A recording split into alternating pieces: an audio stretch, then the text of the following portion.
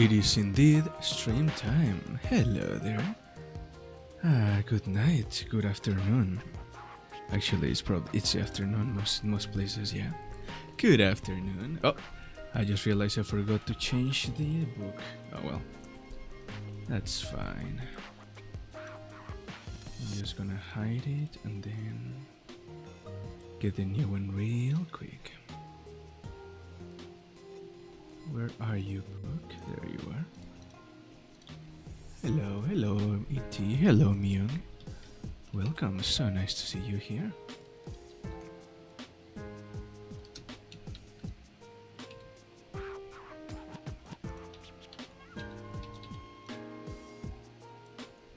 I know.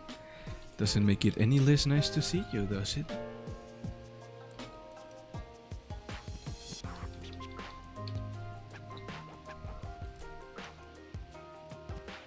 Okay, I'm just going to...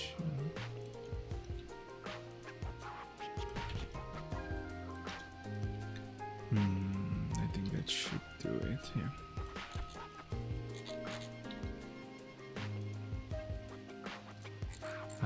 This silly book has a little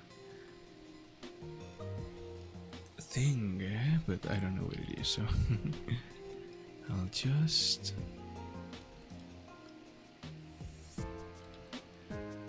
cut it like this and be done with it.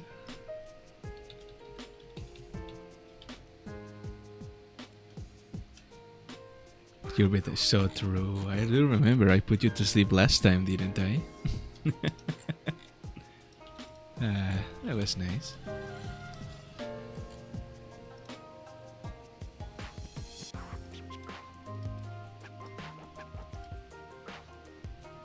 You have a lot of roses. Oh no, that's scary.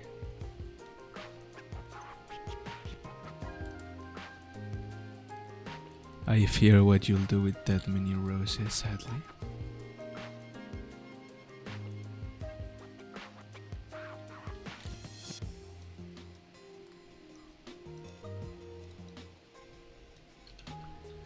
I'm gonna have to edit the thingy.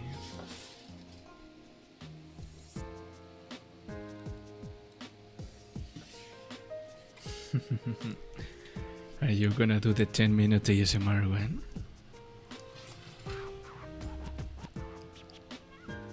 Oh yeah, also there is a speaking Spanish for 5 minutes redeem now, in case you want to try that one, but I don't think it's gonna be a good idea when I'm reading a book specifically in English, right? But for the future, just keep it in mind. Now you can redeem that.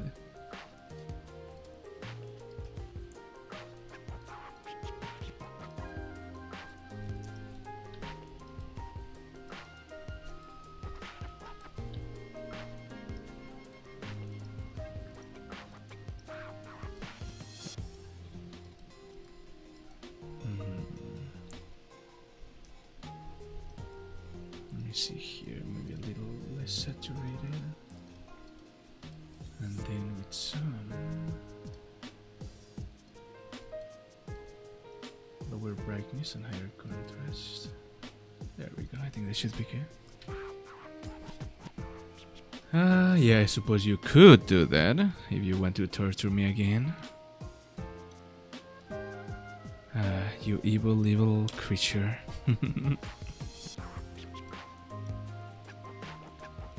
Okay, I'm going to save this PNG and then add it to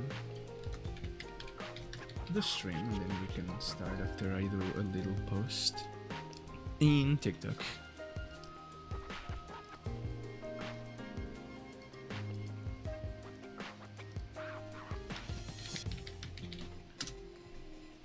You're not evil? I mean, you like to torture me. That's not evil.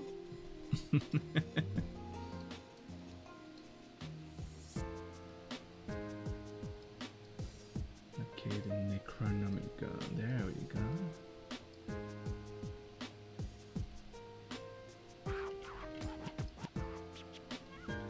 You torture? I mean, in a way, it could be torture for yourself now that I think about it. But yes. Alright, now you should be able to see the Goofy book there. Also the image slice. Why is it not changing? Oh no, it is changing slowly. Okay, that's good.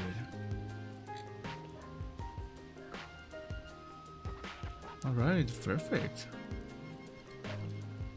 I think we are almost ready to start. What do I mean? Oh, I don't know. I just said it. Who knows what I meant by that?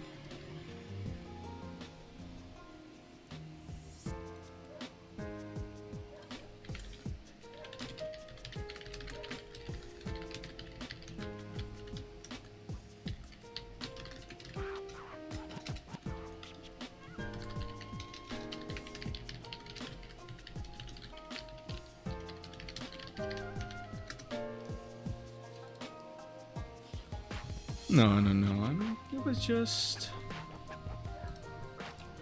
a slip of the tongue. I didn't really mean it. I didn't know what I was talking about.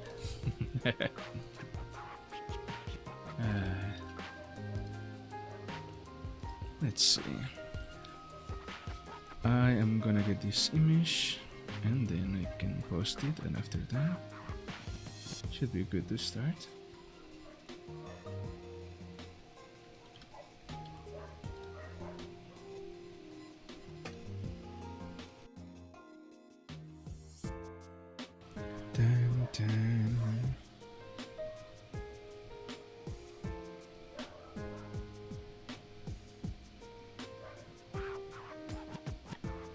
Oh yeah, I forgot to add my little thingy in the corner. Let me... There we go, the reactive.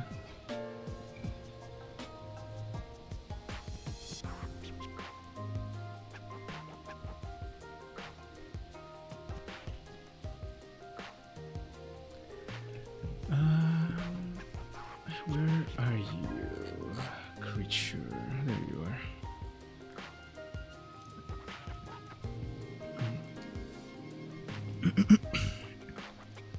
Okay, so as long as I post this, everything should be good.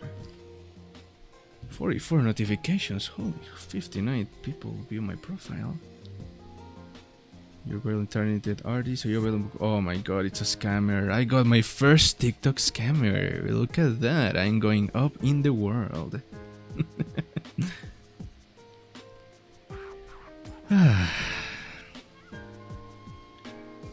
Let's see here.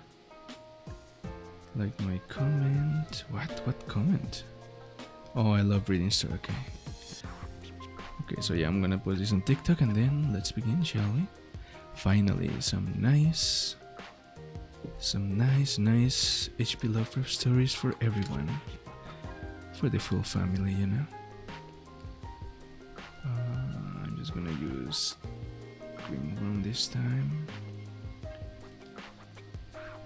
And let's see if this nice thumbnail I made is gonna attract some more viewers today.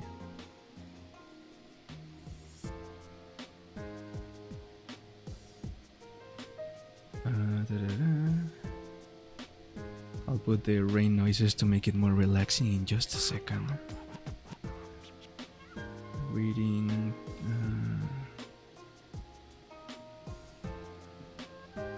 Let's see here. What else? There.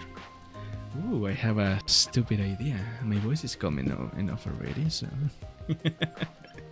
What if I just change the category to ASMR, even if it's not quite? Would that be cheating? Let's see.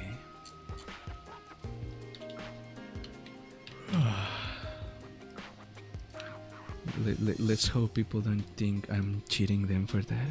Oh yeah, thank you. You always remind me. I was forgetting. And I just uploaded the post, so that means we can finally get to start. Very nice. It's second, yeah, I mean, I would say so too, right?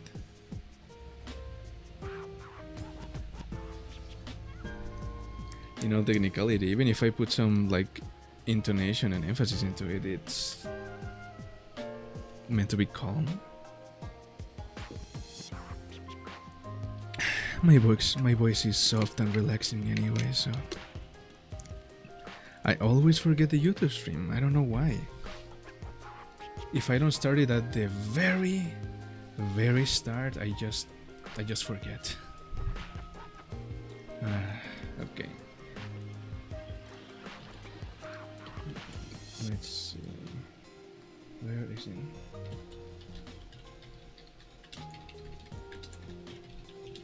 Stepping things.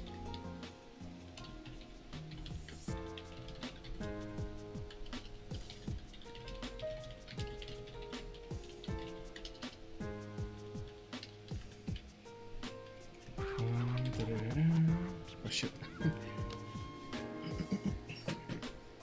This time I won't forget. Well, you already reminded me, but you know.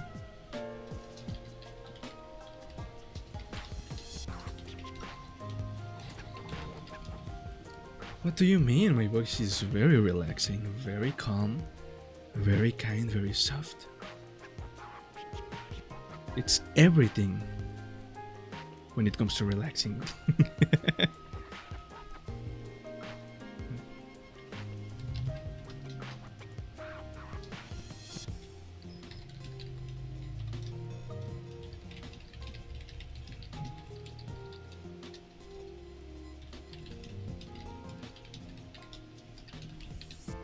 Exactly.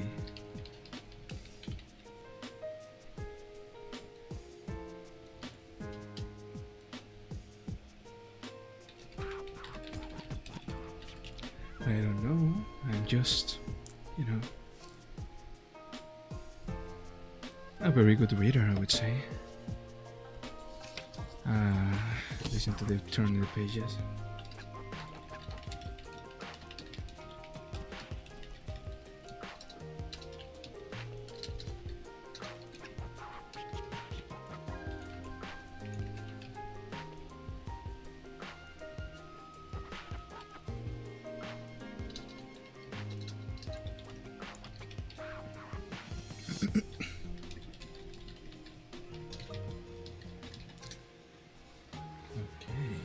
Now I'm ready.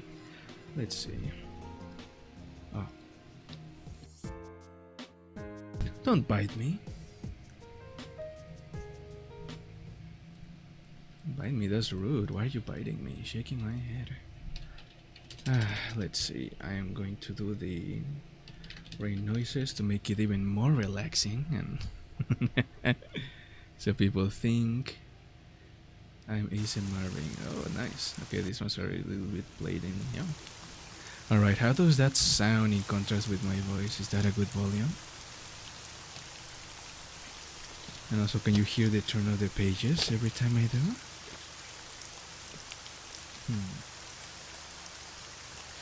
Oh, I'm gonna start the YouTube thing now. See, I didn't forget. I'm not rude. There we go. We are live in YouTube as well. So the bot should stay there. Necronomicon is the book we're gonna be reading. The Best Weird Tales of H.P. Lovecraft. Okie dokie, let me... Alright, how does that compare? Is that better?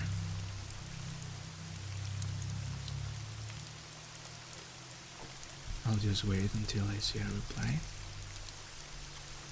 Yeah, okay. Yeah, just let me know if the rain is too low or too high and I'll change it. So, today we're reading a little bit of the Necronomicon book, The Best Weird Tales of H.P. Lovecraft, Commemorative Edition. Let's see here. I think the first one is Dagon from Night Guns. Well, actually, the first one is Night Guns, and then it's Dagon. Never mind, they're two different things. Okay. I think I'm guessing Night Guns is some sort of short poem. So let me see. Night Guns goes like this. Out of what crypt they crawl, I cannot tell. But every night I see their rubbery things, black, horned, and slender, with membranous wings. They come in legions on the north wind's well, with obscene clutch that titillates and stings, snatching me off on monstrous voyagings to great worlds hidden deep in nightmare's well. Over the jagged peaks of thought they sweep, heedless of all the cries I try to make, and down the nether pits to that foul lake, where the puff shoggoths splash in doubtful sleep.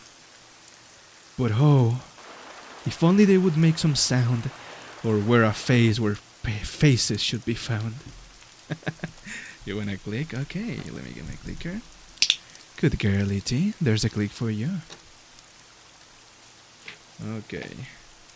And now, that was a short little poem of these night guns creatures. The illustration just has a sort of devil with wings. Pretty much some sort of like weird creature. Who knows? And let's see here. The next one is Dagon. And the story goes like this. I am writing this under an appreciable mental strain, since by tonight I shall be no more. Penniless, and at the end of my supply of the drug which alone makes life endurable, I can bear the torture no longer, and shall cast myself from this garret window into the squalid street below. Do not think from my slavery to morphine that I am a weakling or a degenerate.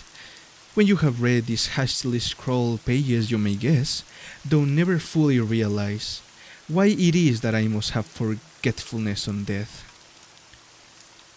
It was one of the most open and least frequented parts of the broad Pacific that the packet of which I was supercargo fell a victim to the German sea raider.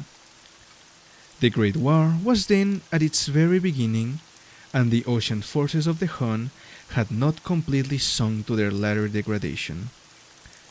So that our vessel was made a legitimate prize, whilst we of her crew were treated with all the fairness and consideration due to us as naval prisoners. So liberal indeed was the discipline of our captors that 5 days after we were taken, I managed to escape alone in a small boat with water and provisions for a good length of time. Oh my god, I'm gonna ban this stupid bot loser. There we go. Get fucked, idiot. Anyways. When I finally found myself adrift and free, I had but little idea of my surroundings. Never a competent navigator, I could only guess vaguely by the sun and stars that I was somewhat south of the equator. Of the longitude I knew nothing, and no island or coastline was in sight. The weather kept fair, and for uncounted days I drifted aimlessly beneath the scorching sun, waiting either for some passing ship or to be cast on the shores of some habitable land. But neither ship nor land appeared, and I began to despair in my solitude upon the heaving vastness of unbroken blue. The change happened whilst I slept. Its details I shall never know, for my slumber, though trouble and dream infested, was continuous. When at last I awaked, it was to discover myself half sucked into a slimy expanse of hellish black mire, which extended about me in monotonous undulations as far as I could see, and in which my boat lay grounded some distance away. Though one might well imagine that my first sensation would be of wonder at so prodigious and unexpected a transformation of scenery, I was in reality more horrified than astonished. For there was in the air and in the rotting soul a sinister quality which chilled me to the very core. The region was putrid with the carcasses of decaying fish and of other less describable things which I saw protruding from the nasty mud of the unending plain. Oh, hello, Ned. Welcome. Thank you for following. So nice to see you here. Hello, hello. I hope you can sit back, relax, and enjoy the story. I don't know why it always plays twice.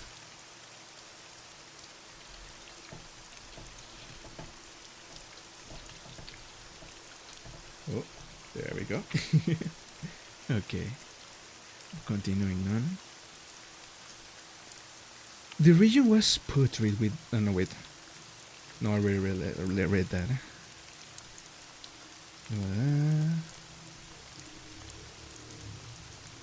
Oh, no, wait. It was here. Oh, random motorcycle. Classic. Oh, hydration. Okay, I'll drink some water first, I guess.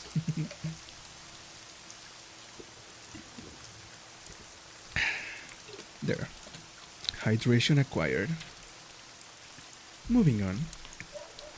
I'll just start reading from this part. The region was putrid, with the carcasses of the kingfish and of other less describable things which I saw protruding from the nasty mud of the unending plain. Perhaps I should not hope to convey in mere words the unutterable hideousness that can dwell in absolute silence and barren immensity. There was nothing within hearing, and nothing in sight save a vast reach of black slime, yet the very completeness of the stillness and the homogeneity of the landscape oppressed me with a nauseating fear. The sun was blazing down from a sky which seemed to me almost black in its cloudless cruelty, as though reflecting the inky marsh beneath my feet. As I crawled into the stranded boat, I realized that only one theory could explain my position. Through some unprecedented volcanic upheaval, a portion of the ocean floor must have been thrown to the surface, exposing regions which for innumerable millions of years had lain hidden under unfathomable watery depths. So great was the extent of the new land which had risen beneath me that I could not detect the faintest noise from the surging ocean, strain my ear as I might. Nor, oh, my back cracked real bad there. Nor were there any sea fowl to prey upon the dead things. For several hours I sat thinking on or brooding in the boat, which lay upon its side and afforded a slight shade as the sun moved across the heavens. As the day progressed, the ground lost some of its stickiness and seemed likely to dry sufficiently for traveling purposes in a short time.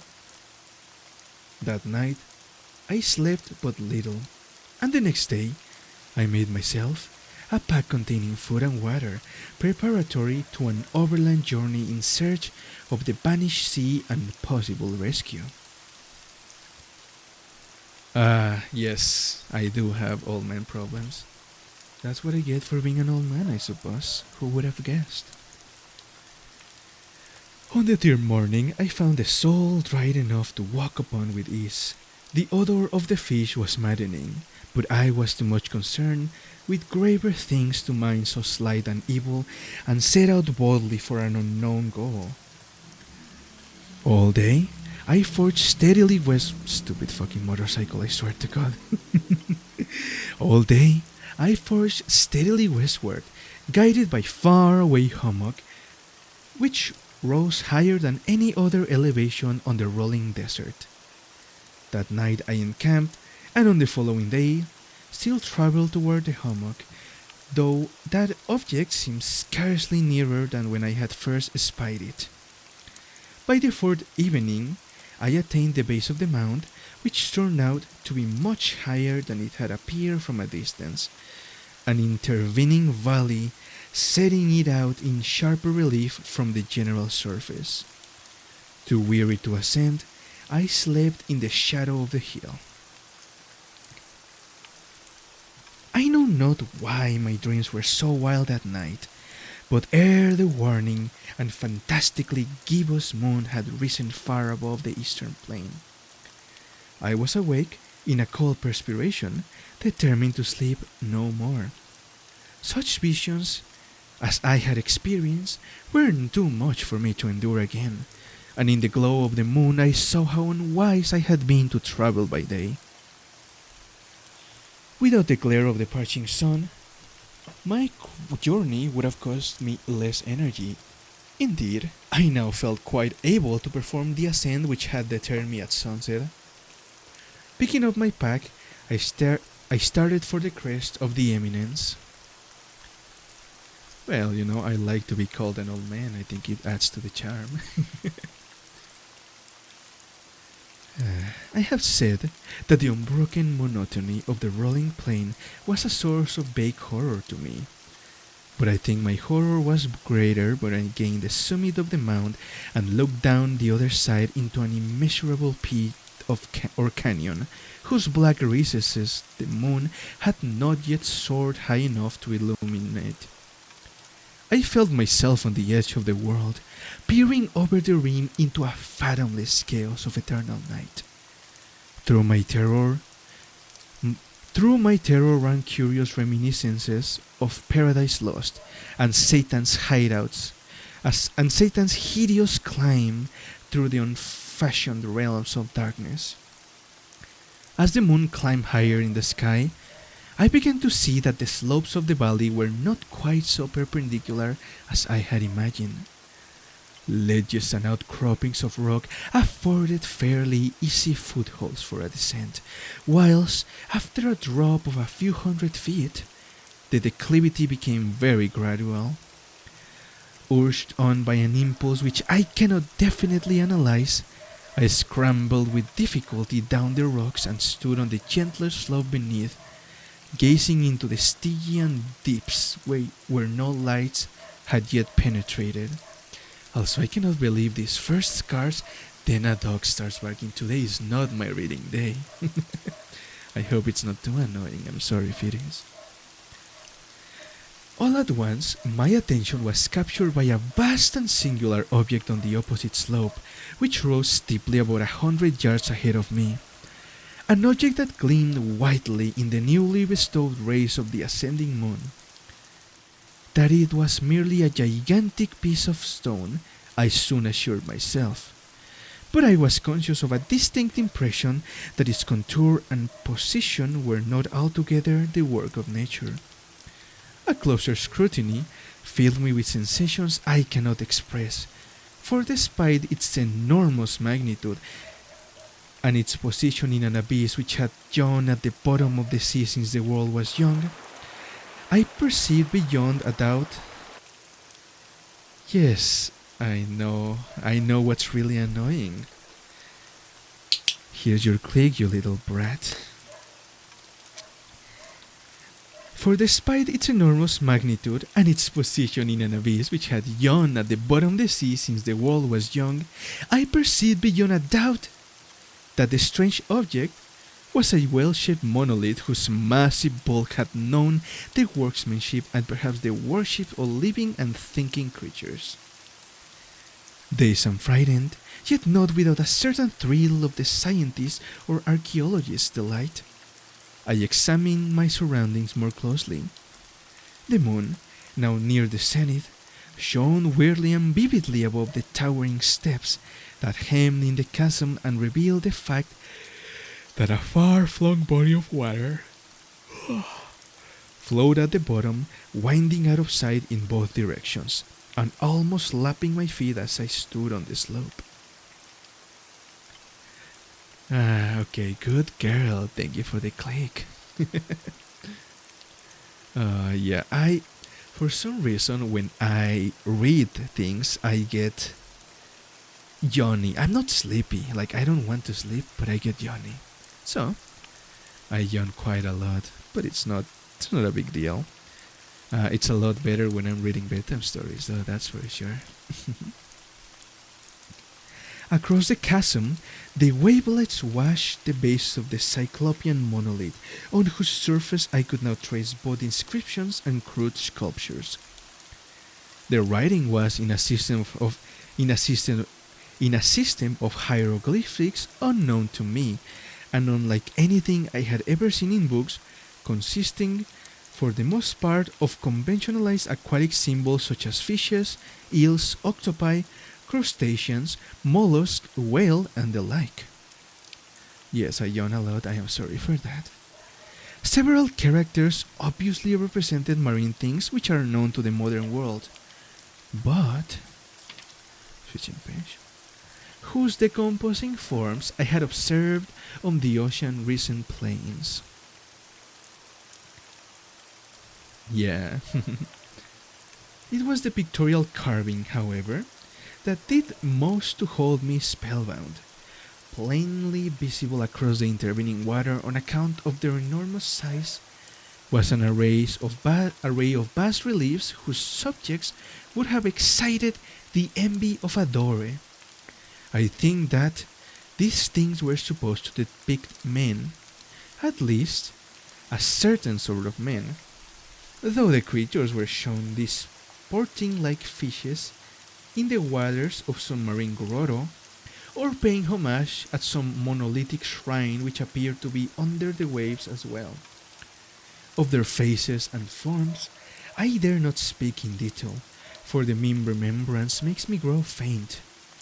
Grotesque beyond the imagination of a Poe or a Bulwer, they were damnably human in general outline, despite webbed hands and feet, shockingly wide and flabby lips, glassy bulging eyes, and other features less pleasant to recall. Curiously enough, they seem to have been chiseled badly out of proportion with their scenic background, for one of the creatures was shown in the act of killing a whale represented as but a little larger than himself. I remarked, as I say, their grotesqueness and strange size, but in a moment decided that they were merely the imaginary gods of some primitive fishing or seafaring tribe. Some tribe whose last descendant had perished eras before the first ancestor of the Piltdown or Neanderthal man was born. Awestruck at this unexpected glimpse into a past beyond the conception of the most daring anthropologist, I stood musing whilst the moon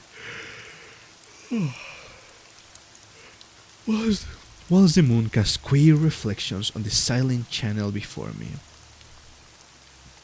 Then suddenly I saw it, with only a slight churning to mark its rise to the surface, the thing slid into view above the dark waters. Vast, Polyphemus-like, and loathsome, it darted like a stupendous monster of nightmares to the monolith about which it flung its gigantic scaly arms,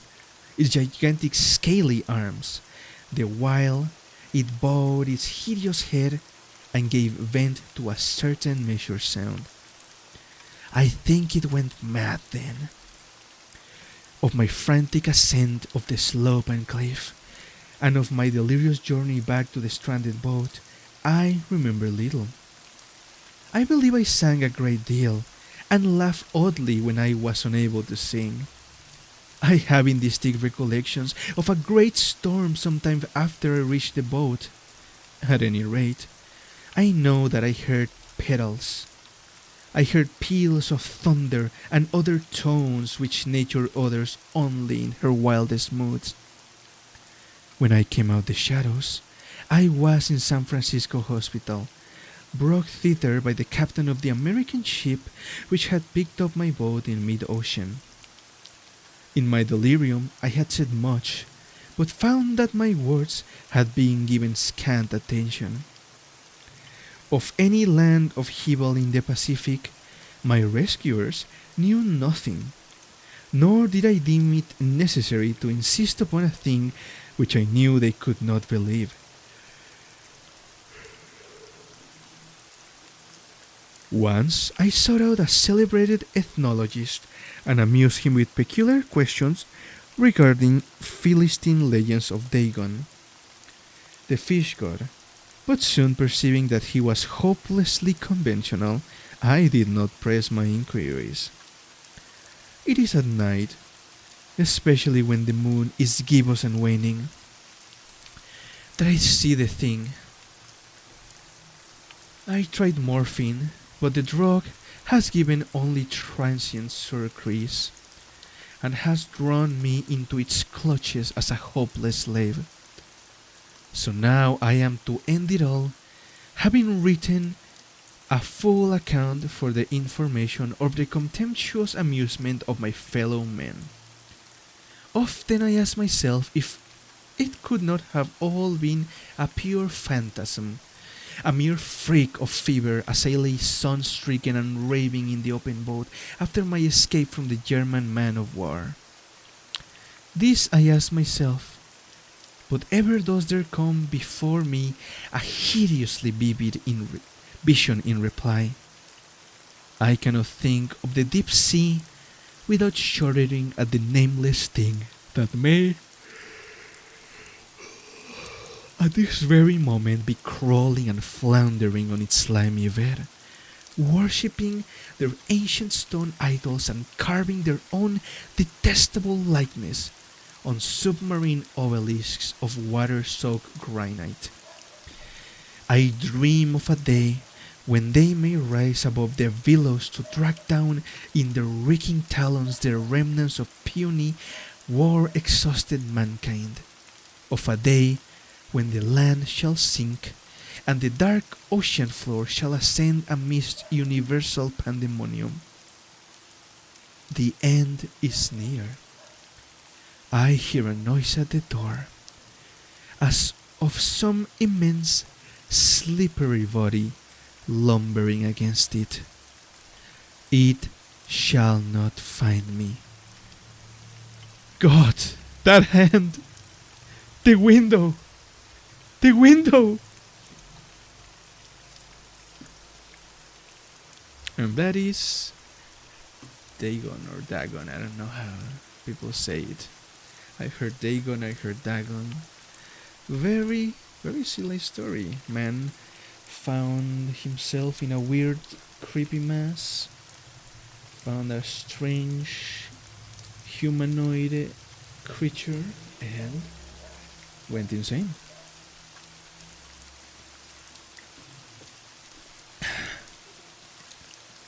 What can I say? A tale that's told as time. That's why I never take on my true form. Many people have gone insane from it, and I won't let too many go insane in that way. That's not my kind of thing, you know. But alas, I just realized that I did not put the title of the story, so let me correct that with the next one.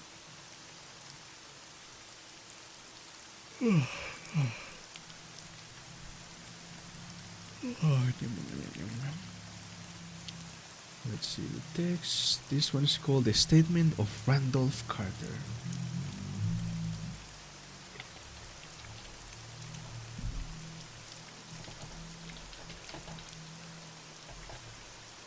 Oh yeah, before we start, what do you think about this one?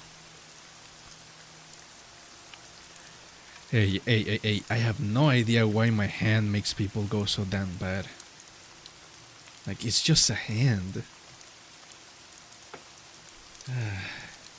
Some girls are crazy, man, and I'm all for it, let me tell you.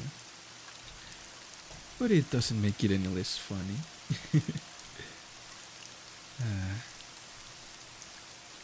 Then again, this is not a type of stream. Oh, you want me to click you again? Okay. Oh, this time it's Myung, I see. Ah, well. Well, Myung, thank you for redeeming that click. Such a good girl. There you go, there's a click for you. Perfect. Yeah, that's smart. Better to do it in between chapters. Unless you want to annoy me, of course. Alrighty. So what do you think of that story? Can I do with the hand? I mean, I can do many things with my hand. You know, like writing things. I can draw very well with one of them. I am technically ambidextrous, so I do most things with both hands. although I never got good enough to write or draw with my left hand.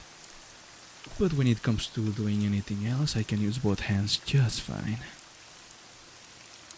You're gonna do it in the middle of my stream? I cannot believe this. Why do you torture me like that, E.T.? So yeah, I am very good with my hands indeed. I can do a lot of things. It's fun. But anyways, next we are going to read this statement of Randolph Carter. Let me see how many pages. Okay, it's not that long. Oh, I love when they're not that long because I can get through many. Big fan of crazy people, exactly. Yeah, I love crazy people too. People that go insane through experiencing events of eldritch magnitudes are really fun. Yeah. Okay. Let's start with the statement of Randolph Carter. Yeah, because you like to be annoying. You're evil. Okay. Oh, a yawn coming. Oh. There we go. The statement of Randolph Carter goes like this. I repeat to you, gentlemen, that your inquisition is fruitless. Detain me here forever if you will. Confine me or execute me if you must. Have a victim to propitiate the illusion you call justice. But I can say no more than I have said already. Everything that I can remember I have told you, which with perfect candor. Nothing has been distorted or concealed, and if anything remains vague, it is only because of the dark cloud which has come over my mind. That cloud and the nebulous nature of the horrors which brought it upon me. Again I say, I do not know what has become of Harley Warren. Oh, of course.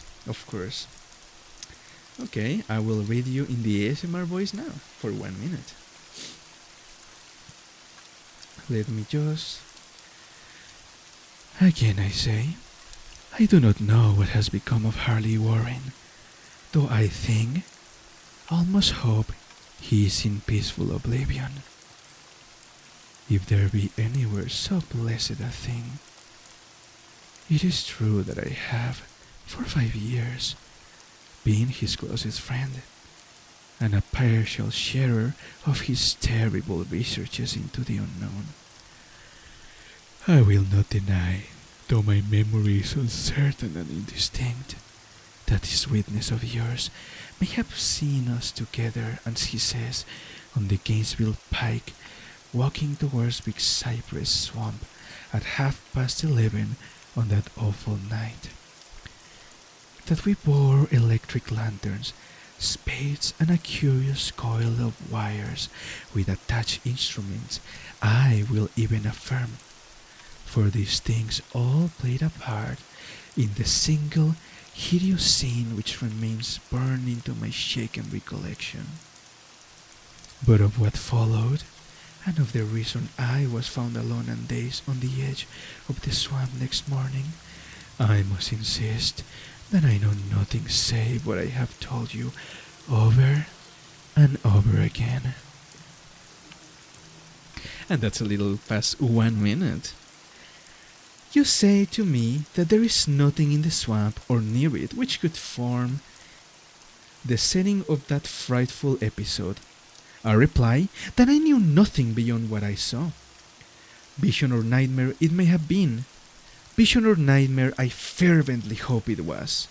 Yet, it is all that my mind retains of what took place in those shocking hours after we left the sight of men. And why Harley Warren did not return, he or his shade, or some nameless thing I cannot describe, alone can tell. No, I'm not evil. You're evil for redeeming mid-read. You naughty, naughty girl.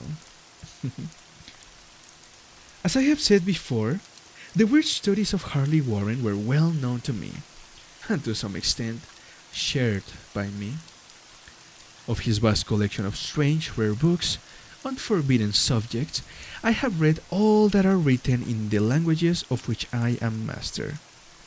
But these are few as compared with those in languages I cannot understand. Most, I believe, are in Arabic, and the fiend-inspired book which brought on the end, the book which he carried in his pocket out of the world, was written in characters whose like I never saw elsewhere. Warren would never tell me just what was in that book. As to the nature of our studies, much I say again that I no longer retain full comprehension. It seems to me rather merciful that I do not, for they were terrible studies, which I pursued more through reluctant fashion than through actual inclination. Warren always dominated me, and sometimes I fear him. I remember how I shuddered at his facial expression on the night before the awful happening, when he talked so incessantly of this theory, which certain corpses never decay, but rest firm and fat in their tombs for 1,000 years. But I do not fear him now, for I suspect that he has known horrors beyond my ken. Now I fear for him. Once more, I say that I have no clear idea of our objects on that night. Certainly, it had much to do with something in the book which Warren carried with him. That ancient book is undecipherable in undecipherable characters which had come to him from India a month before. But I swear I do not know what it was that we expected to find. Your witness says he saw us at 11:30 on the Gameswing Pike, headed for Big Cypress Swamp. This is probably true, but I have no distinct memory of it. The picture seared into my soul is one of sin only, and the hour must have been long after midnight, for a waning crescent moon was high in the vaporous heavens. The place was an ancient cemetery, so ancient that I trembled at the manifold signs of immemorial years. It was in a deep, damp hollow, overgrown with rank grass, moss, and curious creeping weeds, and filled with a vague stench which my idle fancy associated absurdly with rotting stone. On every hand were the signs of neglect and decrepitude, and I seemed haunted by the notion that Warren and I were the first living creatures to invade a little silence of centuries. Also nice, 1 hour, nice. Ads will start soon, so let's see if I won't be able to finish it before that. So we're gonna take a little ad break pause while I don't know, while the ads go, and I'll do something else and you do something else, and then we return. In the meantime, let's get on with this one.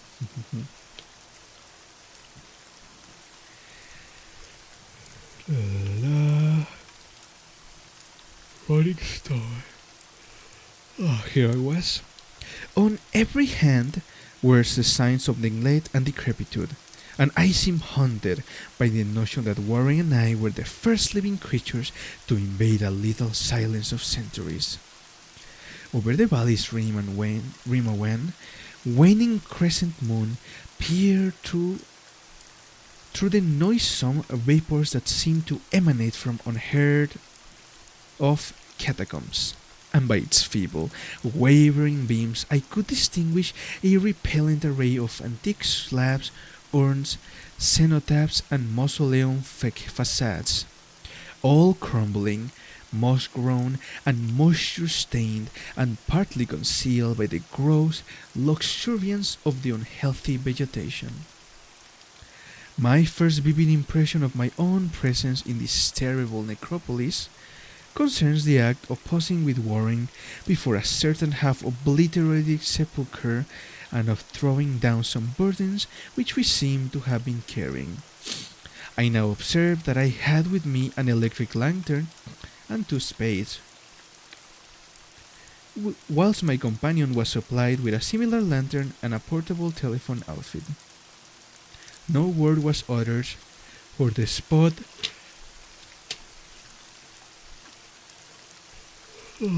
for the spot and the task seemed to know us. And without delay, we seized our spades and commenced to clear away the grass, weeds, and drifted earth from the flat, archaic mortuary. After uncovering the entire surface, which consisted of three immense granite slabs, we stepped back for some distance to survey the charnel scene, and Warren appeared to make some mental calculations. Then he returned to the separated. No.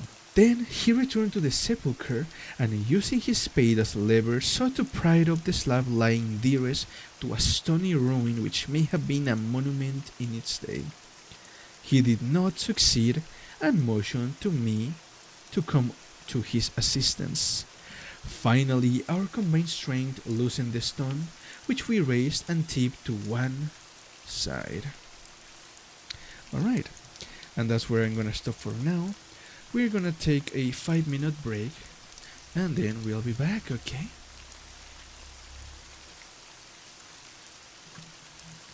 I'll be seeing you in a little bit. Mwah. Thank you for watching so far. You know what? I'm gonna just put some music in the meantime, and I'll be back.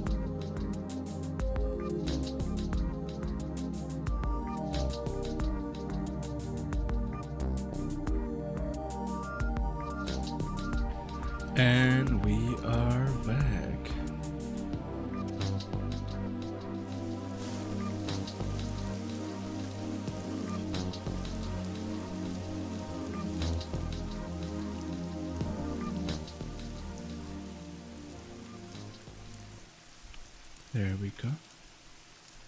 Alrighty. Ah, so nice to see you again. Ah,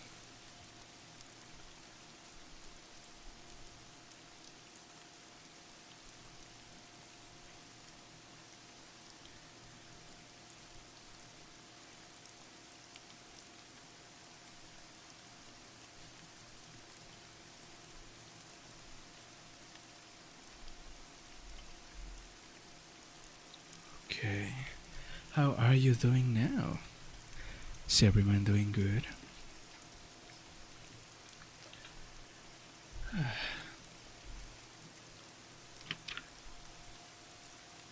Let's see here. Moving my fan a little.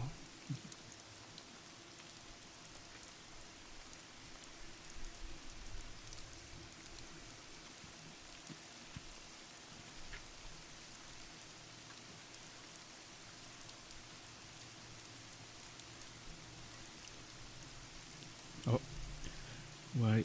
Oh, okay, I thought the stream died for a second there, and that would have been so unfortunate. But yeah.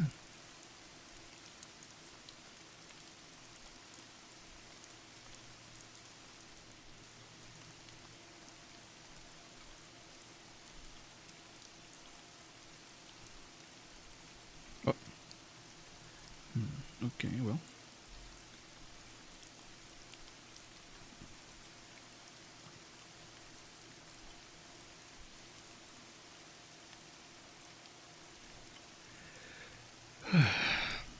Very nice. Chat is just low. Yeah, that makes sense. No, like, for some reason, sometimes my. What's it called? Sometimes my stream ends because I have like a stream preview thing. And I just keep like the Twitch chat open on my browser to read the messages sometimes. And this time, or lately, it's been just dying for whatever reason. But oh well, what matters is that we're all here. So let us continue then. From where we left off, I'll continue on. Also, thank you for sitting through the ads. Good girls. The removal of the slab revealed a black aperture, from which rushed an effluence of miasmal gases so nauseous that we started back in horror. After an interval, however, we approached the pit again and found the exhalations less unbearable. Our lanterns disclosed the top of a flight of stone steps, dripping with some detestable ichor of the inner earth, and bordered by moist walls encrusted with nitre. And now, for the first time, my memory records verbal discourse, Warren addressing me at length in his mellow tenor voice, a voice singularly unperturbed by our awesome surroundings. I'm guessing he's using awesome in a negative here. Ah. I'm sorry to have to ask you to stay on the surface, he said, but it would be a crime to let anyone with your frail nerves go down there. You can't imagine, even from what you have read and from what I've told you, the things I shall have to see and do. It's fiendish work. Oh, what the It's fiendish work, Carter, and I doubt if any man without ironclad sensibilities could ever see it through and come up alive and sane. I don't wish to offend you, and heaven knows I'd be glad enough to have you with me. But the responsibility is, in a certain sense, of mine, and I couldn't drag a bundle of nerves like you down to probable death or madness. I tell you, you can't imagine what the thing is really like. But I promise to keep you informed over the telephone of every move. You see, I've enough wire here to reach to the center of the earth and back. I can still hear in memory those coolly spoken words, and I can still remember my remonstrances. I seemed desperately anxious to accompany my friend into those sepulchral depths, yet he proved inflexibly obdurate. At one time, he threatened to abandon the expedition if I remained insistent, a threat which proved effective, since he alone held the key to the thing. All this I can still remember, though I no longer know what manner of things we sought. After he had obtained my reluctant acquiescence in his design, Warren picked up the reel of wire and adjusted the instruments. At his nod, I took one of the latter and seated myself upon an edge discolored gravestone close by the newly uncovered aperture. Then he shook my hand, shouldered the coil of wire, and disappeared within that indescribable ossuary. For a minute I kept sight of the glow of his lantern, and heard the rustle of the wires as he laid it down after him. But the glow soon disappeared abruptly, as if a turn in the stone staircase had been encountered, and the sound died away almost as quickly.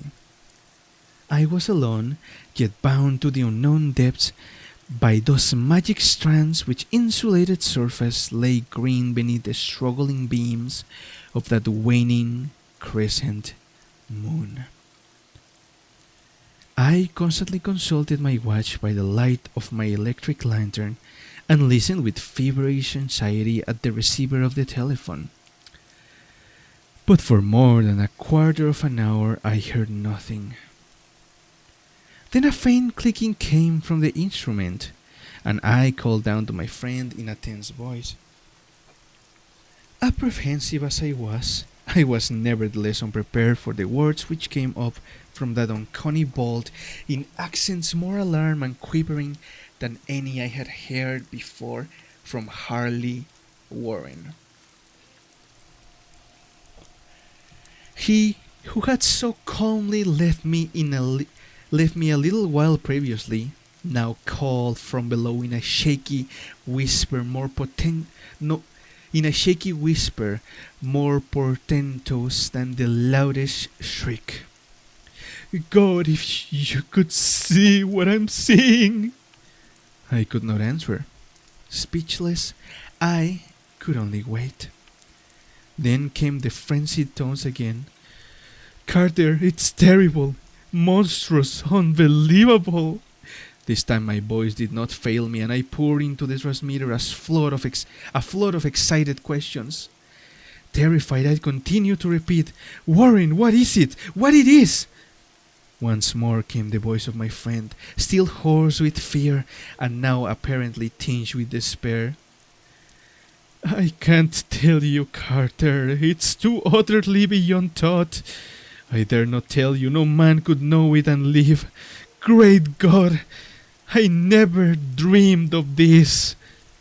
Stillness again, save for my now incoherent torrent of shuddering inquiry. Then the voice of Warren in a pitch of wilder consternation. Carter, for the love of God, put back the slab and get out of this if you can. Quick! Leave everything else and make for the outside. It's your only chance. Do as I say, and don't ask me to explain. I heard, yet was able only to repeat my frantic questions.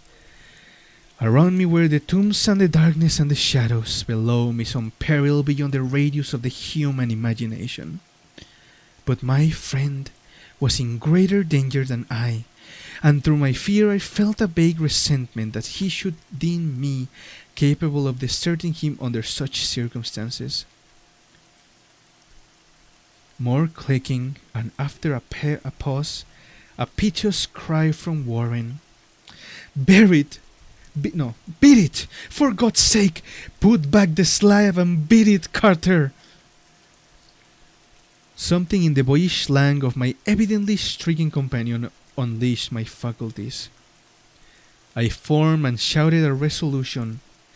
Warren, brace up! I'm coming down!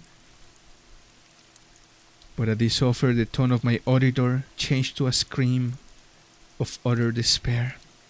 Don't! You can't understand! It's too late! And my own fault. Put back the slab and run. There's nothing else you or anyone can do now. The tone changed again, this time acquiring a softer quality, as of hopeless resignation. Yet, it remained tense through anxiety for me. Quick, before it's too late. I tried not to hit him, tried to break through the paralysis which held me, and to fulfill my vow to rush down to his aid. But his next whisper found me still held inert in the chains of dark horror. Carter, hurry! It's no use! You must go! Better one than two. The slab! A pause, more clicking than the faint voice of Warren. Nearly over now, don't make it harder! Cover up those damn steps and run for your life! You're losing time! So long, Carter! Won't see you again. Also, good click, good girl. Here, Warren's whisper swelled into a cry that gradually rose to a shriek fraught with all the horror of the ages. Curse these hellish things! Legions! My God! Beat it! Beat it! Beat it! After that was silence. I know not how many interminable eons I sat stupefied, whispering, muttering, calling, screaming into that telephone. Over and over again, through those eons I whispered and muttered, called, shouted and screamed, Warren! Warren! Answer me! Are you there? And then, there came to me the crowning horror of all. The unbelievable, unthinkable, almost unmentionable thing. I have said that eons seemed to elapse after Warren shrieked forth his last despairing warning, and that only my own cries now broke the hideous silence. But after a while, there was a further clicking in the receiver, and I strained my ears to listen. Again I called down, Warren, are you there?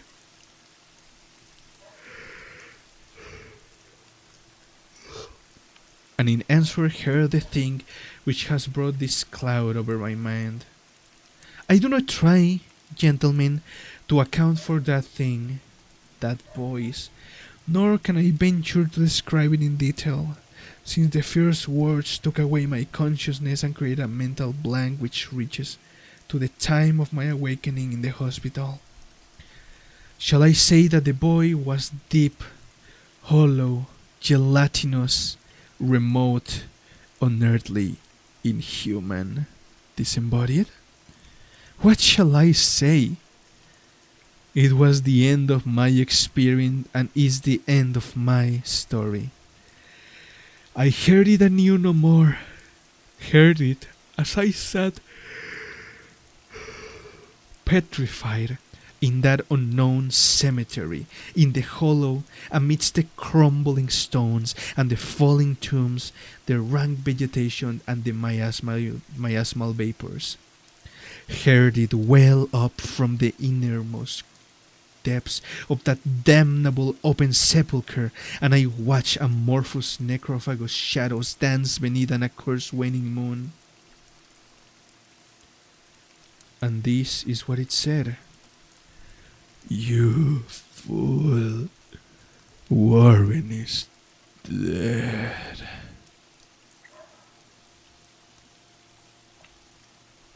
The end. There we go. That was pretty good. I like the other one a little more, but this one's cool too. At least this one survived and was able to tell the tale. The ending is kind of underwhelming to me, but I can tell that for the era this would have been spooky as hell.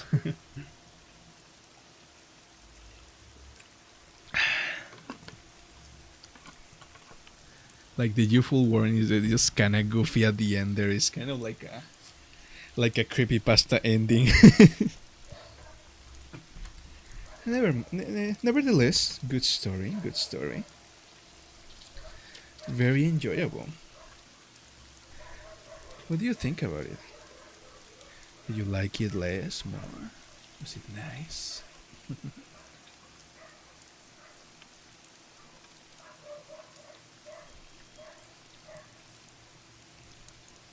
Let's see here, coons.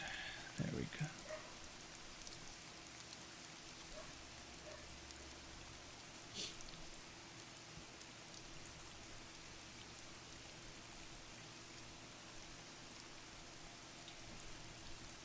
Okay, now the next one is also pretty short. So let me see. It's like 5 pages long. And I am going to change text to the next name.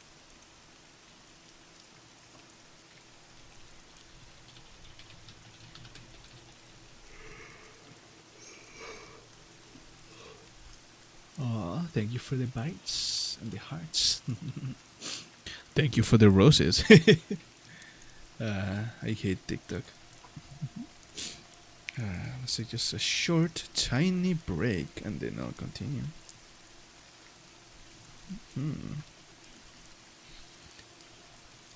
Actually, there's a 1, 2, 3, 4, 5, 6, technically 7 pages. Okay, yeah. No, 6 pages technically, actually. Yeah,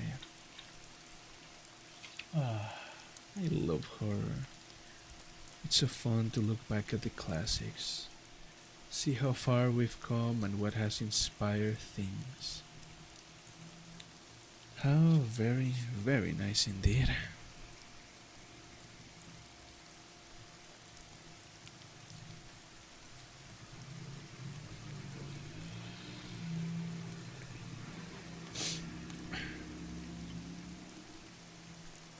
Alrighty.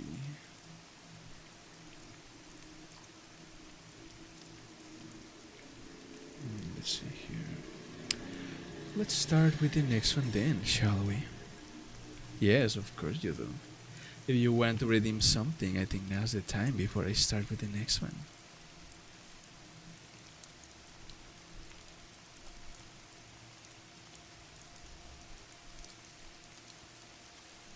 I'll wait like 30 seconds and then I'll start reading.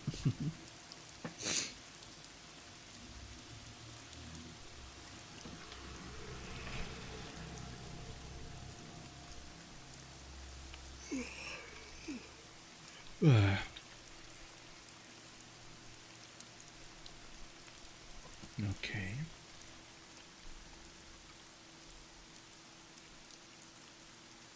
Ten, 9, 8, 7, 6, 5, 4, 3, 2, 1.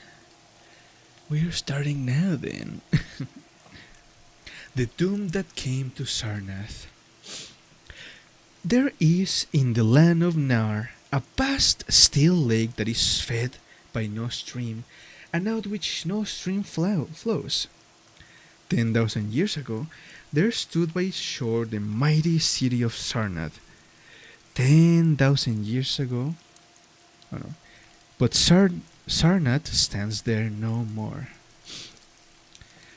It is told that that in the immemorial years when the world was young, before ever the men of Sarnath came to the land of Nar, another city stood beside the lake. The grey stone city of Eve, which was old as the lake itself, and people with beings not pleasing to behold. Very odd and ugly were these beings, as indeed are most beings of a world yet inchoate and rudely fashioned. It is written on the brick cylinders of Cadatheron that the beings of Eve were in hue as green as the lake and the mist that rises above this fucking girl. 1 minute. In the mist that rises above it. Time to go for this ASMR now. Let's go. That they had bulging eyes, pouting flabby lips, and curious ears, and were without voice. It is also written that they descended one night from the moon in a mist, they and the vast still lake and greystone city of Eve. However this may be, it is certain that they worshipped a sea green stone idol chiseled in the likeness of Bokrug, the great water lizard, before which they danced horribly when the moon was gibbous. And it is written in the papyrus of Ilarnek that they one day discovered fire and thereafter kindled flames on many ceremonial occasions. But not much is written of these beings because they lived in very ancient times and man is young and knows but little of the very ancient living things. After many eons, men came to the land of Nar, dark shepherd folk with their fleecy flocks, who built Tra, Ilarnek, and Cadatheron on the winding river Eye. And certain tribes, more hardy than the rest, pushed on to the border of the lake, and built Sarnath at a spot where precious metals were found on the earth. In the earth. Right, a little more than a minute. Thank you for the redeem, Meaty.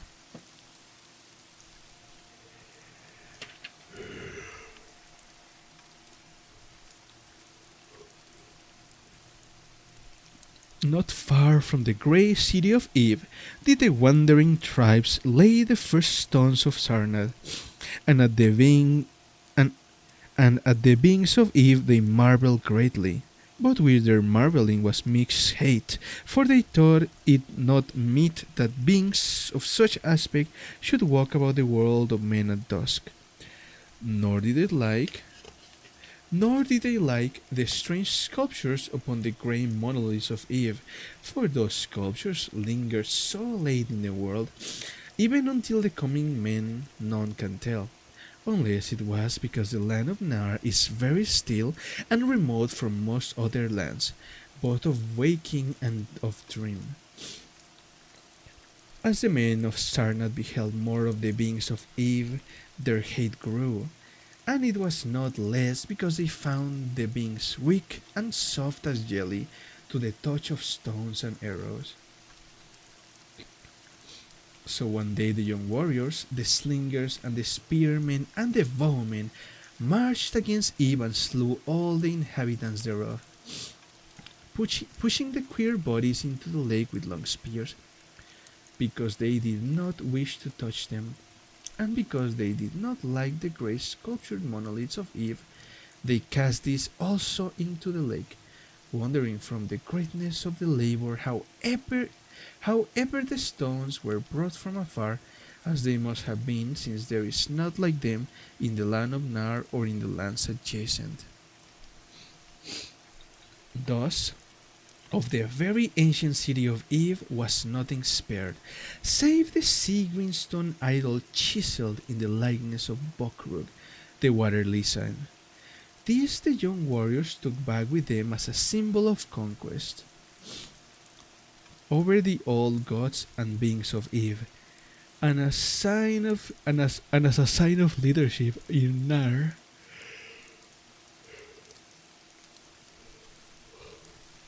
But on the night after it was set up in the temple, a terrible thing must have happened, for weird lights were seen over the lake, and in the morning the people found the idol gone, and the high priest Taran Ish lying dead, as from some fear unspeakable. And before he died, Taran Ish had scrawled upon the altar of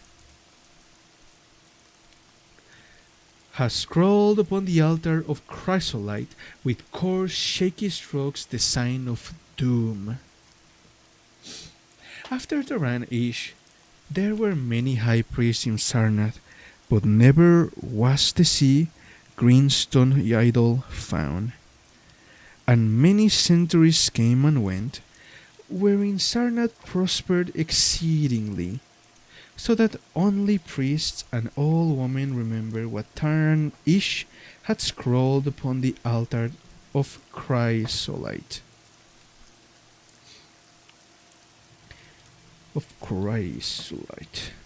Betwixt Sarnath and the city of Ilarnek arose a caravan route, and the precious metals from the earth were exchanged for other metals and rare clothes and jewels and books and tools for artificers and all things of luxury that are known to the people who dwelled along the winding river. I am beyond. So Sarnath wakes mighty and learned and beautiful and sent forth conquering armies to subdue the neighboring cities. And in time, there sat upon a throne in Sarnath the kings of all the land of Nar and of many lands adjacent. The wonder of the world and the pride of all mankind was Sarnath the Magnificent. Of polished desert-quarried marble, were its walls, in height 300 cubits and in breadth 75, so that chariots might pass each other as men drove them along the top. For full 500 stadia did they run, being opened only on the side towards the lake, where a green stone sea-wall kept back the waves that rose oddly once a year at the festival of the destroying of Eve. In Sarnath were 50 streets from the lake to the gates of the caravans, and 50 more intersecting them. With onyx were they paved, save those whereon the horses and camels and elephants trod, which were paved with granite. Good girl, E.T. And the gates of Sarnath were as many as the landward ends of the streets, each of bronze, and flanked by the figures of lions and elephants, carven from some stone no longer known among men. The houses of Sarnath were of glazed brick and chalcedony, each having its walled garden and crystals lakelet. With strange art were they builded, for no other city had houses like them, and travellers from Thra and Ilarnek and Cadatheron marvelled at the shining domes wherewith they were surmounted. But more marvellous still were the places and the temples and the gardens made by Sokar the Olden King. There were many palaces, the last of which were mightier than any in Thra or Ilarnek or Cadatheron. So high were they that one within might sometimes fancy himself beneath only the sky. Yet when lighted with torches dipped in the oil of Dother, their walls showed vast paintings of kings and armies, of a splendor at once inspiring and stupefying to the beholder. Many were the pillars of the palaces, all of tinted marble, and carven into designs of surpassing beauty. And in most of the palaces the floors were mosaics of beryl and lapis lazuli, and sardonyx and carbuncle and other choice materials, so disposed that the beholder might fancy himself walking over beds of the rarest flowers. And there were likewise fountains, which cast over beds of the rarest flowers, and there were likewise fountains which cast scented waters about it, in pleasing jets arranged with cunning art. Outshining all others was the place of the king of Nar, and of the lands adjacent. On a pair of golden crouching lions rested the throne, many steps above the gleaming floor. and it was wrought of one piece of ivory, though no man lives who knows whence so vast a piece could have come. In that place there were also many galleries and many amphitheatres where lions and men and elephants battled at the pleasure of the kings.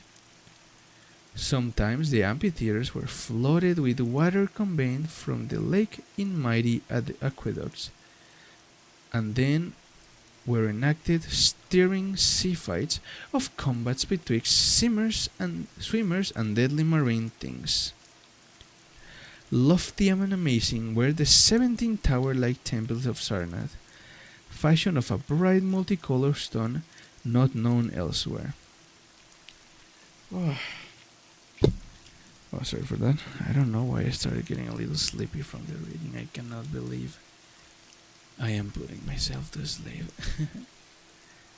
That's insane. Reading is so relaxing. It's so relaxing. I find it quite fun, but I think my mind already associates reading to like going to sleep. You know how like one goes to read a little bit right before sleeping and that helps. I think that's what's happening to me. Reading just gets me into a sleepy mood. Such a shame. Yep, I'm a sleepy vampire. Oh, that's a loud fucking car. Okay. A full dozen cubits high stood the greatest among them, wherein the high priestess dwelt with a magnificent scarce less than that of the king. On the ground were halls as vast as splendid as those of the palaces, where gathered throngs were in worship of Sokalar and Tamash and Lobon, the chief gods of Sarnath, whose incense enveloped shrines were as the thrones of monarchs. Not like the icons of other gods were those of Sokalar and Tamash and Lobon, for so close to life were they that one might swear the graceful bearded gods themselves sate on the ivory thrones. And up on ending steps of Circon was the tower chamber, wherefrom the high priestess looked out over the city and the plains and the lake by day, and at the cryptic moon and significant stars and planets, and their reflections in the lake at night. Here was done the very secret and ancient rite in detestation of Bokrug, the water lizard, and here rested the altar of chrysolite which bore the doom scroll of Taran Ish.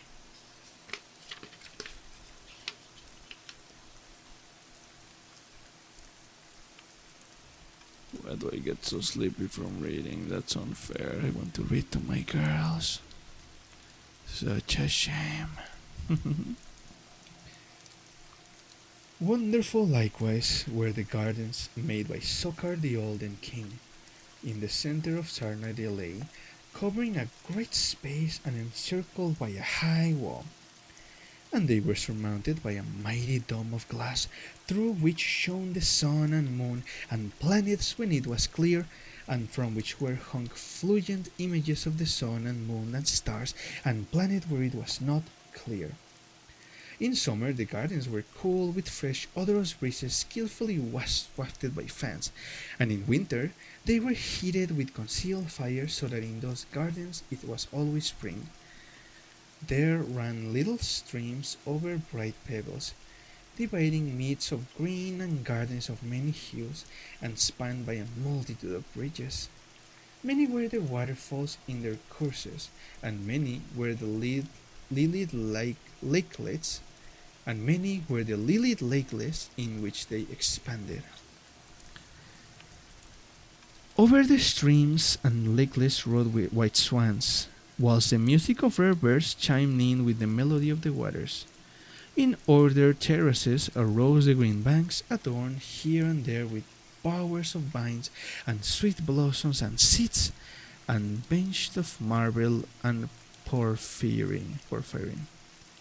And there were many small shrines and temples where one might rest or pray to small gods. Taking a little pause again.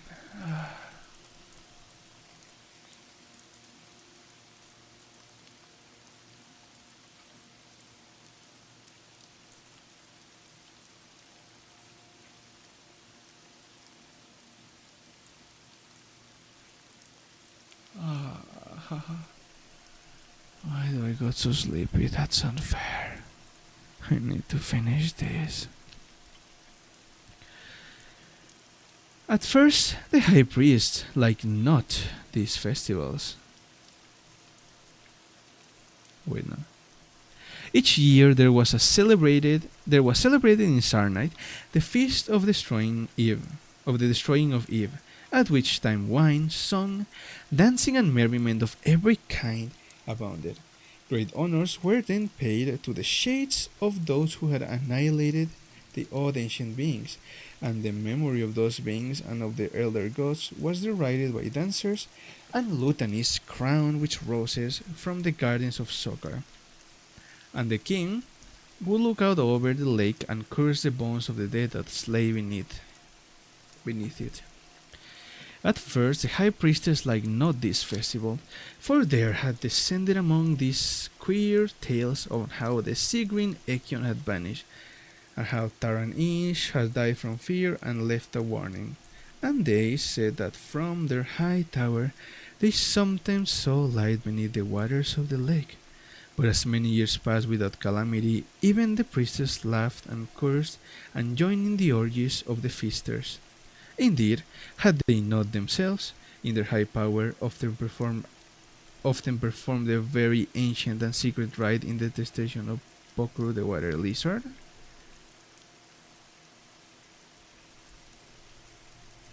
And 1,000 years of riches and delight passed over Sarnath, wonder of the world. Yeah, I guess that's true. You know? Gorgeous beyond thought was the feast of the 1,000 years of the destroying of Eve. For a decade had it been talked of in the land of Nar, and as it drew nigh,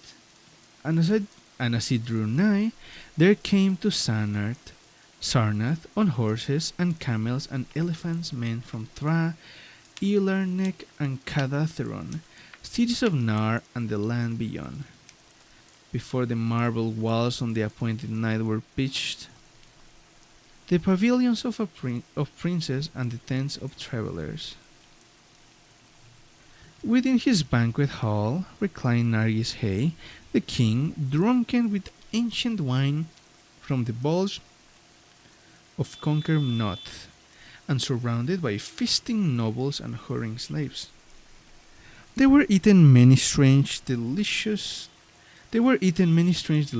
at the feast, peacocks from the distant hills of Implan, hills of camels from the Nasik desert, nuts and spices from Sidatrin groves, and imperils from Wavewesh Umtral, dissolved in the vinegar of Thra. Okay. A little bit more rest so I can finish this without dying. Just one more page technically. And then we can relax a little before ending stream. Of sauces there were an untold number prepared by the subtlest cooks in all Amnar, and suited to the palate of every feaster. But most prized of all the viands were the great fishes from the lake, each of vast sizes and served upon golden platters set with rubies and diamonds. Whilst the king and his nobles feasted within the palace and viewed the crowning dish as it awaited them on golden platters, others feasted elsewhere. In the tower of the great temple the priests held revels, and in pavilions without the walls the princes of neighboring lands made merry.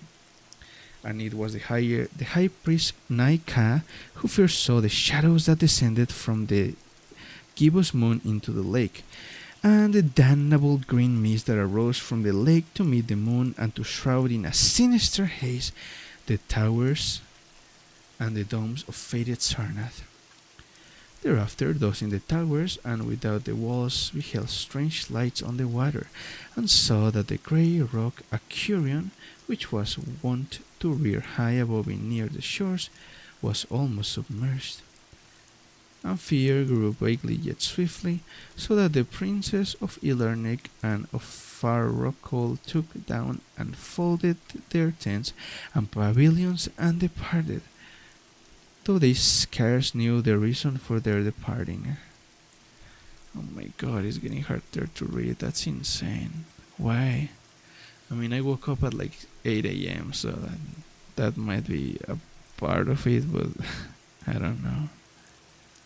I'm so tired. After stream, I'm gonna lay down and just rest very nicely. Moving on. Then, close to the hour of midnight, all the bronze gate of Sarnath burst open and emptied forth a frenzy of throng that blackened the plain, so that all the visiting princes and travelers fled away in fright. For one of the faces of this throng was written a madness born of horror unendurable, and on their tongue were words so terrible that no hearer paused for proof. Men whose eyes were wild with fear shrieked aloud of the sign within the king's banquet hall, where through the windows were seen no longer the form of Nargis Hay and his nobles and slaves, but a horde of indescribable green voiceless things with bulging eyes, pouting flabby lips and curious ears, things which danced horribly, bearing in their paws golden platters set with rubies and diamonds, and constantly uncaught flames. Okay. There you go, AT. Good girl.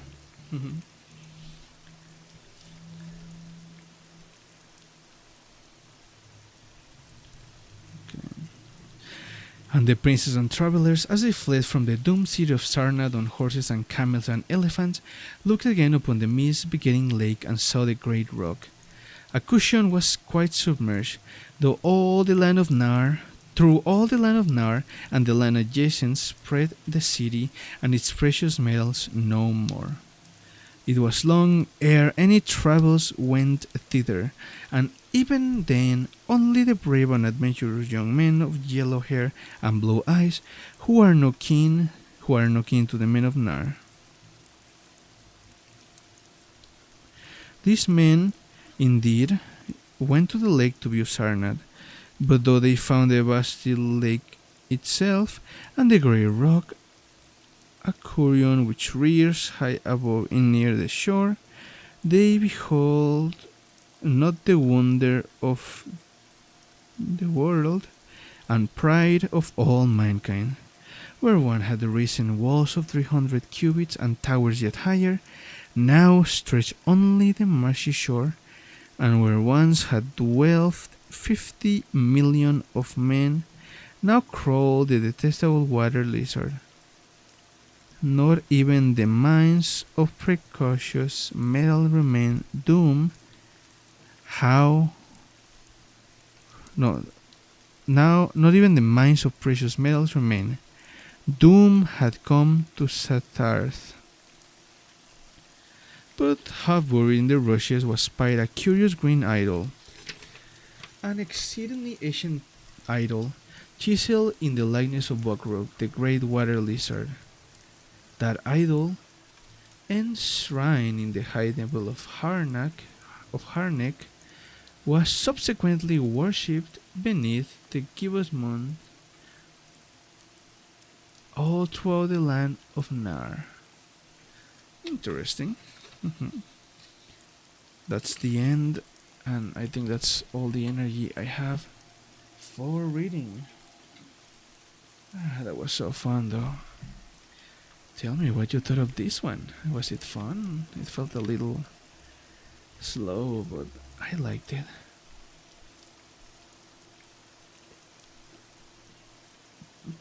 Imagine a god just setting 1,000-year-old revenge just to fuck with some people. That's insane. But now I'm sleepy. Yes, I am, and it's so late, it's so early yet. I mean, this is about the time I would normally start streaming, and yet I am here. Uh,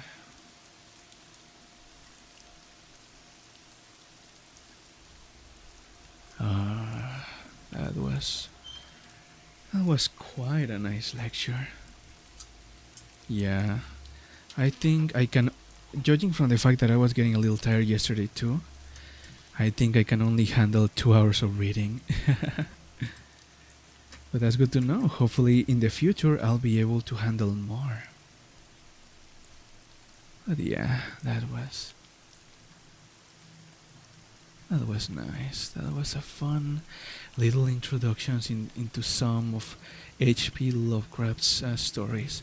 Uh, Edgar Allan Poe's story, the only one I read, was like last time in stream, was interesting. But since the first one was so long and I haven't even finished it yet, and I don't think I'll finish it on stream, I'll finish it on my own. It was cool. It was nice, but I got a lot more engaged in Lovecraft's writing right from the start. So, yeah, that was fun. Now we can just relax a little, rest. Perhaps you can listen to my voice a little. Yeah, you were the only one there. Exactly. Very unfortunate. And I think right now, Myung and Stars fell asleep to my voice like last time, which I don't mind. I like putting people to sleep. But yeah.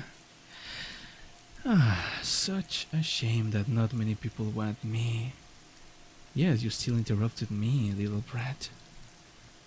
But yeah, shame that not many people care too much about reading. Or about me reading. They're missing out.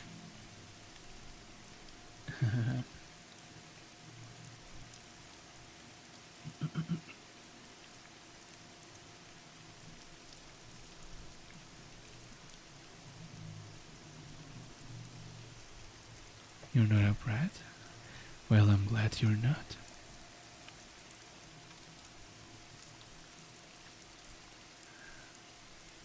Alright. Well, I'm just gonna... Nice.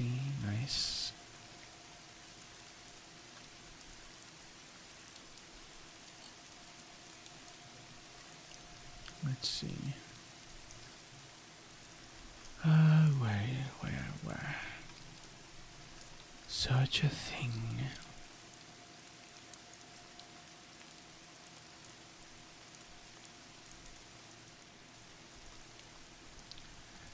Now I'm just checking Twitter, trying to stay awake. Oh, let's see here. You going to click again? There's a click for you, such a good girl. Now I'm just doing a little ASMR because I'm nice. I'm just nice like that.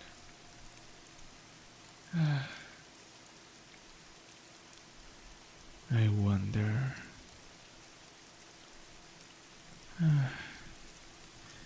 Yeah, I just realized it's almost 2 hours, so I'll just get to the 2 hours and I'll let stream before the ads start. Very well. I think I should be streaming when you stream right about now. Only 1 minute more. 1 more minute. I should do another stream later. Although I just improvise, so...